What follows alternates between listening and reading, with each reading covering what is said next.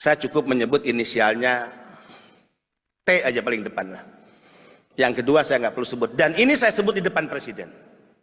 Boleh ditanya kepada Pak Menko, Pak Mahfud MD saat itu. Ya, Presiden kaget, Pak Kapolri kaget, agak cukup heboh rapat terbatas saat itu. Orang ini adalah orang yang selama Republik ini berdiri mungkin tidak bisa disentuh oleh hukum. BP2MI telah menyampaikan dalam rapat terbatas di Istana Negara.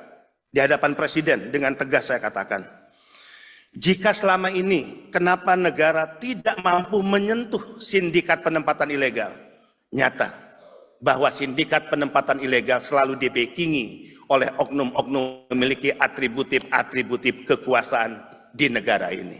Di depan Presiden, di hadapan Panglima TNI, di hadapan Kapolri, Menteri dan lembaga, saya katakan, oknum-oknum itu berasal dari oknum TNI Polri, oknum-oknum kementerian lembaga, dan bahkan oknum di BP2MI terlibat dalam sindikat penempatan ilegal pekerja migran Indonesia. Tentu jika saya menyebut seperti ini tidak boleh ada institusi yang merasa rendah diri atau merasa dipermalukan. Kita percaya oknum brengsek dan pengkhianat Republik akan selalu ada dimanapun. Tapi kita yakin di institusi negara, di kepolisian, di TNI, di kementerian lembaga, dan juga yang lainnya, akan masih banyak orang-orang baik yang memiliki komitmen kepada negara merah putih dan Republik ini. Bahkan ada tren baru saya ingin laporkan kepada Pak Saleh.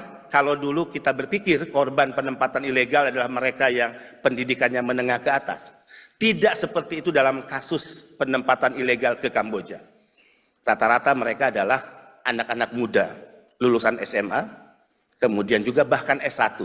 Dan ada case beberapa anak muda S2.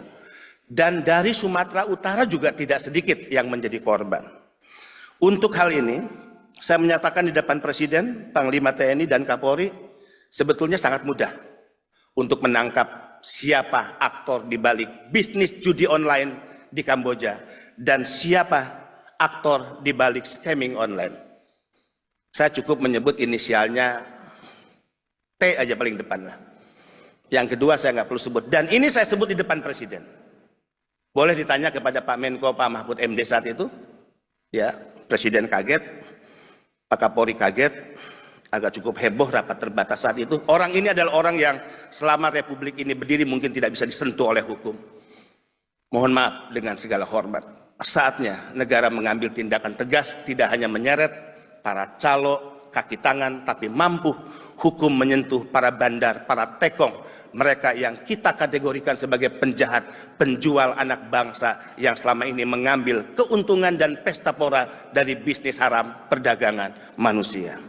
Download Tribun X sekarang, menghadirkan lokal menjadi Indonesia.